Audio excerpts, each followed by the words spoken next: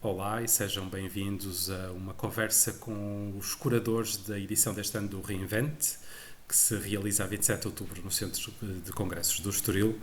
A minha convidada de hoje é a Maria Vilar, que é a fundadora e CEO da Immersive Studios e que é engenheira de formação, portanto, uma mulher claramente do lado da tecnologia. E eu gostava de ir ao início, digamos assim, e pedir-te, Maria, que nos explicasse o que é exatamente a imersividade. Do que é que estamos a falar? Bom, se calhar não iria pôr dessa maneira, portanto, o conceito se calhar não seria imersividade, mas imersão. Nós falamos muito na Immersive Studios de imersão e, na verdade, de três componentes que estão muito presentes nas nossas experiências, e sem dúvida que o maior deles é a imersão. Portanto, esta sensação fantástica de nos transportarmos para mundos novos, termos sensações na primeira pessoa, como se estivéssemos num sítio que estamos a experienciar, e sem dúvida que é a componente mais, eu diria, mais fantástica das tecnologias imersivas. Portanto, é aí que as tecnologias imersivas se distinguem das outras, porque realmente conseguimos fazer sentir e as experiências são vividas de outra maneira. Porque muitas vezes nós transportamos para estes lugares virtuais, não estamos nesses lugares, mas sentimos-lo como se estivéssemos. Eu acho que isso é muito especial. E como é que o teu percurso se desenrola até chegares aos eventos e à imersão em eventos? Então, acho que como todos os percursos de empreendedores, com altos e baixos. Eu sou, como disseste, engenheira de formação, eu sou engenheira eletrotécnica e de computadores, portanto é uma área muito específica. Quando entrei no curso, pareceu-me que na verdade era uma área virada para o futuro, e acho que aí tive alguma visão, porque ainda se aplica. Eu especializei-me na área de sistemas de decisão e controle, portanto, na verdade, o que eu estudei foi mais a área de robótica e a área de inteligência artificial. E na verdade, esta parte de IA, como nós agora falamos, não é? De inteligência artificial, liga-se muito a uma das tecnologias que nós trabalhamos, que é a realidade aumentada. Portanto, nos algoritmos e no software que nós desenvolvemos, tem um pouco também de inteligência artificial. Basicamente, durante o curso, quando eu estava no técnico, comecei a trabalhar como. Apesar de ser engenheira, tinha este mindset, se calhar, um pouco mais empreendedora, e comecei a perceber que havia alguma oportunidade neste mercado e por parte das marcas, que havia abertura para haver experiências mais interativas. E então, como freelancer, fui tentando desafiar algumas marcas, criando alguns jogos, até chegarmos à parte de realidade virtual. Portanto, tive o meu primeiro desafio e pronto, e fiz acontecer, apesar de, obviamente, na altura, até em termos de headsets, portanto, dos óculos, era muito mais rudimentar. É uma coisa fantástica como em 5 10 anos nós evoluímos tanto em termos de hardware, mas hoje em dia também em termos de software. Há uma rapidez também de computação que nos permitiu criar software completamente diferente. Portanto, obviamente que a primeira experiência que eu desenvolvi não tem nada a ver com o que nós hoje em dia desenvolvemos na Immersive Studios, mas foi um caminho de altos e baixos até realmente tudo isto se materializar numa empresa, até porque, sendo uma área tão específica, acabamos por ter que alguma aprendizagem técnica na nossa empresa, porque não existe bem um caminho óbvio para programar em realidade virtual e realidade aumentada. Por enquanto, ainda não. Estou a tentar também dar o meu contributo nesse sentido para o ensino superior, mas. E portanto é uma área muito interessante. Esta área de tecnologias imersivas encontra-se aqui na interseção da criatividade e da tecnologia, não é? E portanto faz todo o sentido também aplicarmos a área das marcas e da ativação de marca, em que na verdade o foco é inovação e é também criar estas experiências fantásticas para o público dos nossos clientes. O que é que foi mais desafiante nesse processo todo? Foi a parte de desenvolvimento da tecnologia? Foi a parte de convencer os outros de que aquela era uma solução válida? O que é que foi mais, enfim, mais Eu acho complicado? que os dois são acho que foram igualmente difíceis, não é? Por um lado, não havia grande mercado em Portugal, da parte de tecnologias imersivas, e portanto íamos aos clientes e não havia abertura. Este hype da inteligência artificial, não é? Este crescimento ajudou também um pouco a alavancar as outras tecnologias. Portanto, de repente, antes o meu discurso começava muito básico aos clientes, não é? Fazer distinção de realidade virtual com realidade aumentada, o que era a realidade mista, e hoje em dia sinto que já podemos ter conversas mais à frente porque esses conceitos básicos já estão completamente interiorizados. Mas sem dúvida que sempre que nós trabalhamos em mercados novos e tecnologias novas, temos essa dificuldade de, na verdade, termos que educar os nossos clientes. Portanto, passa um pouco por aí de termos que dar alguma formação. E por outro lado, sim, havia também essa dificuldade, portanto, eu acho que eram as duas. Havia a dificuldade de, em termos de software, as tecnologias imersivas não são tão, ou seja, é um mercado muito recente. E, portanto, nós vamos fazendo a disrupção em tempo real, portanto, no momento presente. Ainda hoje em dia é muito tentativa e erro, e à medida que vamos criando soluções mais imersivas, portanto, com mais componentes, vamos um pouco fazendo esta disrupção de mercado. E, portanto, o facto de não estar tudo explorado dá essa componente de uau, mundo novo, não é? Portanto, é um mercado, como se costuma dizer, em gestão é um blue ocean. Portanto, é um mercado relativamente aberto em termos de competidores e pessoas que estão no mercado, portanto, ainda há muito para explorar, mas tem essa dificuldade em que nós próprios temos que desbravar caminho no desenvolvimento da tecnologia. Ok. E como é que foi receber este desafio de seres curadora no Reinvent? Olha, é sempre muito bom, realmente é um evento que adiciona muito aqui ao mercado, não só das marcas, mas dos eventos, e que é muito necessário. Fiquei contente porque gosto de pensar que sou uma pessoa que consegue traduzir a tecnologia em palavras mais simples, que consigo ter alguma conversa e que estou aqui, apesar de ser engenheira, acho que me consegui refinar um pouco para conseguir falar com os nossos clientes, com os nossos parceiros, e portanto gosto de estar aqui no meio destes dois mundos e poder ser curadora e poder trazer um tema tão interessante e fazê-lo com os nossos convidados. Acho que é uma oportunidade fantástica. Uhum. Eu acho que o tema não é propriamente uma surpresa, o futuro é imersivo. Queres falar um bocadinho deste contexto, deste ponto de partida e também dos convidados que escolheste para estarem à conversa contigo? Claro que sim, claro que sim.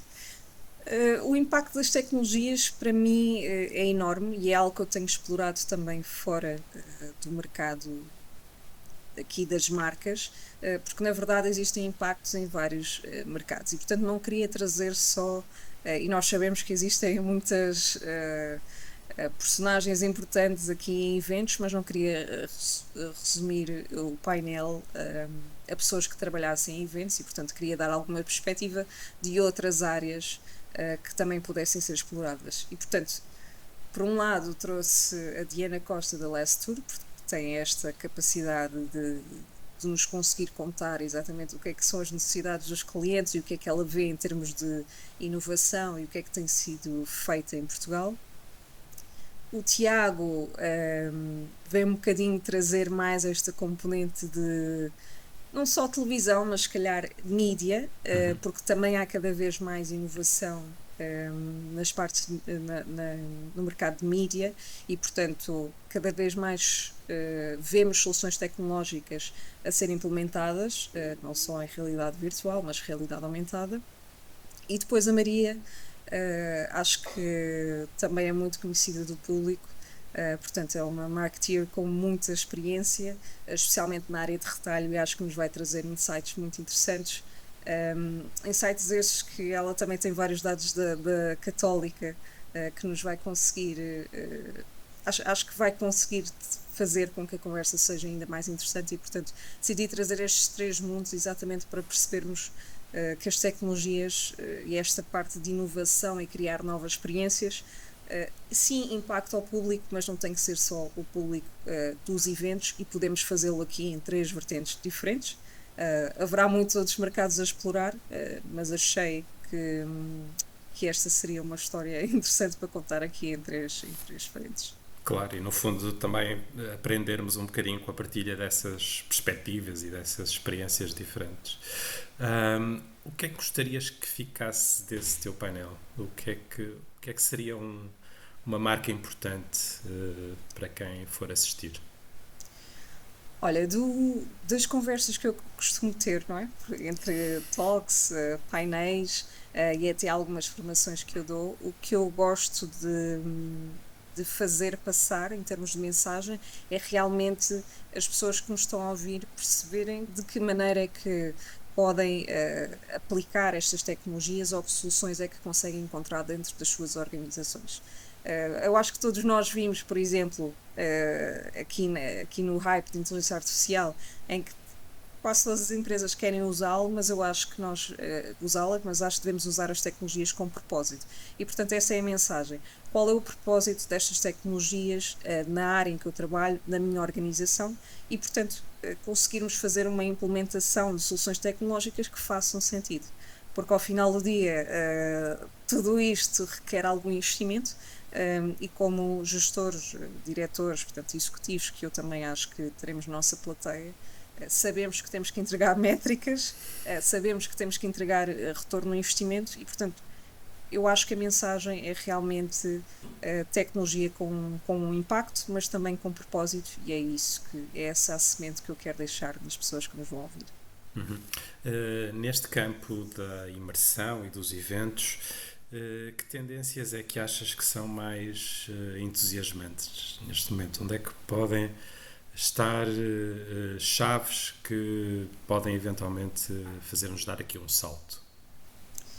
Olha, eu acho que em termos de tecnologias imersivas, e aliás já há vários estudos nesse sentido, uma das tecnologias que será cada vez mais adotada é a realidade aumentada. E isto parece um pouco óbvio, porque na verdade para experienciar realidade aumentada nós não temos que colocar nenhum óculos na cabeça, quer dizer, podemos colocar óculos, mas óculos como tens, portanto óculos de ver, óculos de sol, e portanto são tudo equipamentos relativamente simples, e o facto de não acontecer a componente da oclusão, ou seja, de nós não estarmos fechados num mundo virtual, é algo que deixa muito mais confortável as pessoas, e permite também muito mais pessoas fazerem a mesma experiência ao mesmo tempo. E portanto eu acredito que haverá cada vez mais soluções de realidade aumentada, não só em eventos, mas noutros momentos, portanto outros touchpoints que os consumidores possam ter com a marca. Para mim parece-me, por exemplo, óbvio que, por exemplo, na área de retalho, até com produtos, e já existem muito noutros mercados, em Portugal é que se calhar ainda não vimos, em que nós consigamos fazer, por exemplo, um scan de um QR Code e ver uma experiência associada ao produto. Por exemplo, num vinho, conseguirmos ver uma interação, uma experiência que conta a história de como é que aquela marca foi criada, conseguirmos ver, sei lá, o fundador. E portanto eu acho que cada vez mais a realidade aumentada vai subir enquanto tendência de tecnologias imersivas, e acho que cada vez mais também com a inteligência artificial vamos ter este tipo de experiências personalizadas. Acho que todos nós já percebemos que os consumidores estão cada vez mais exigentes, e queremos soluções cada vez mais adaptadas a nós, e acho que a componente de inteligência artificial aliada a outras tecnologias vai ser muito importante. No caso dos eventos especificamente, quer sejam eventos corporativos, congressos científicos, ativações de marca, alguns exemplos de como os eventos podem vir a ser diferentes dentro de muito pouco tempo, graças a este tipo de soluções. Eu acho que nós temos a capacidade dos eventos serem diferentes, mas isso também dependerá da abertura do mercado português. Eu acho que, pela tendência, nós temos sido um pouco mais lentos em termos de abertura. Mas eu vejo claramente que acho que as experiências vão ser cada vez mais gamificadas, tanto para clientes, ou seja, business to business, como para o consumidor final. porque as experiências têm que, na verdade, havendo esta componente de gamificação, muitas vezes conseguimos passar as informações de produtos, de soluções, de uma maneira completamente diferente. Em termos de hardware, por exemplo, acho que há várias soluções, mas será cada vez mais touch, mais interativo, mais na primeira pessoa. Mas eu acho que o diferencial, portanto, aqui o ponto diferente será sem dúvida no software. E agora, talvez um ponto que pode ser um mito.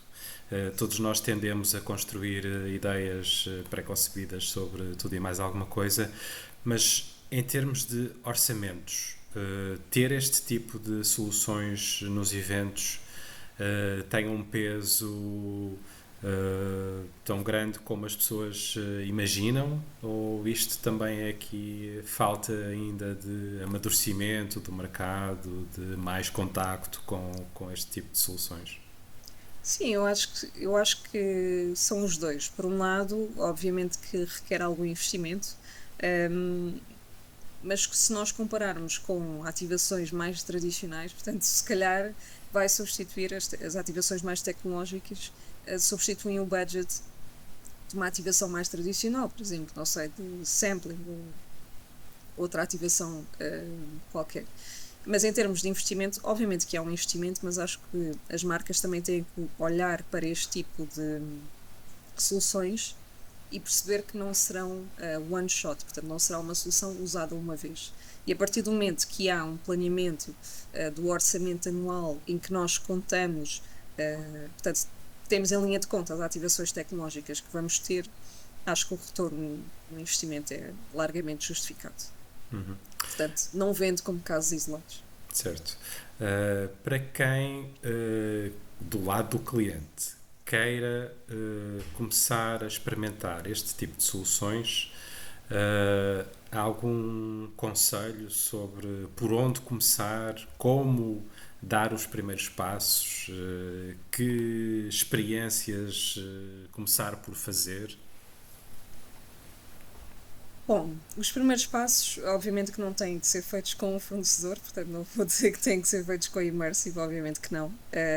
Mas eu acho que, em primeira mão, é sempre importante experimentar as tecnologias. Uma delas mais distinta será a realidade virtual e, portanto, a partir do momento que alguém adquira uns óculos, por exemplo, há imensas aplicações gratuitas que podem ser experimentadas e acho que um bom ponto de partida é exatamente experimentar as tecnologias e perceber que tipo de soluções a partir daí que podem ser desenvolvidas exatamente para a sua área. Portanto, foi o que nós falámos, tecnologias com um propósito. Mas diria que o primeiro passo é mesmo experimentar, portanto, procurar, pedir conselhos em termos de hardware, soluções e experimentar. Já falamos um bocadinho sobre isso, que é de facto estes processos implicam falhar algumas vezes, até conseguir chegar a algo que seja mais, enfim, mais eficiente, mais afinado com aquilo que é o propósito. Isso também há aqui uma questão cultural, ou seja, de ter receio de falhar, de não ter exatamente aquilo que é a expectativa dos outros. Isso condiciona um bocadinho a nossa realidade, o nosso contexto em Portugal.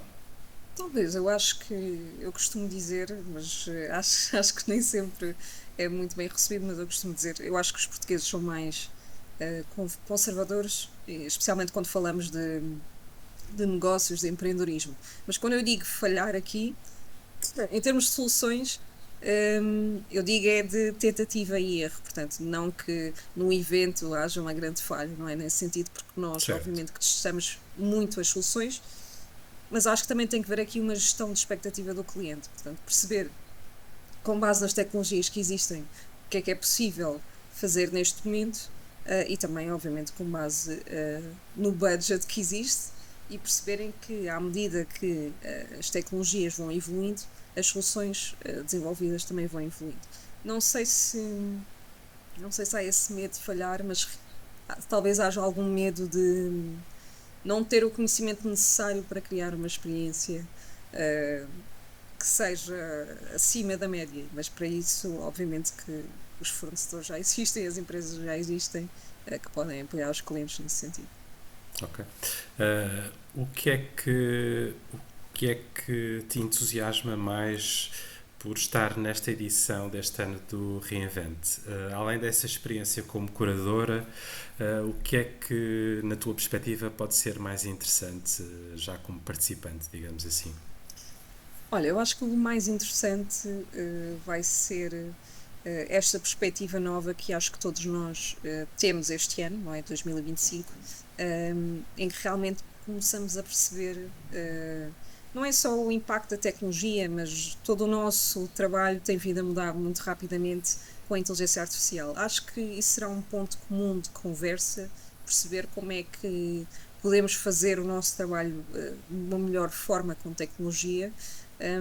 Mas acho que acima de tudo o que me interessa mais, o que eu acho que é mais interessante no evento, é que há painéis com pessoas de diferentes backgrounds, portanto, diferentes experiências. Não há nenhum painel igual ao outro, portanto, acho que aqui isso traz, agrega um grande valor aos participantes.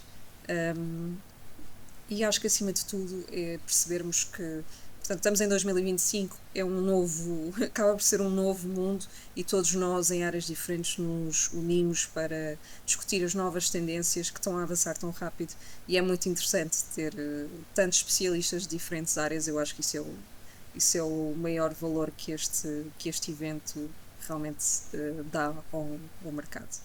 Ok, muito bem. Maria, muito obrigado por este tempo, esta curta conversa, Obrigada. enfim, que faz parte de um conjunto de conversas com os curadores da edição deste ano do Reinvent. Nós temos encontro marcado para 27 de outubro no Centro de Congressos do Estoril. Enfim, peço desculpa a todos porque a minha voz não é esta habitualmente, mas a minha rinite resolveu aparecer e pregar-me aqui esta partida. Maria, muito obrigado mais uma vez pela disponibilidade e até breve. Obrigado.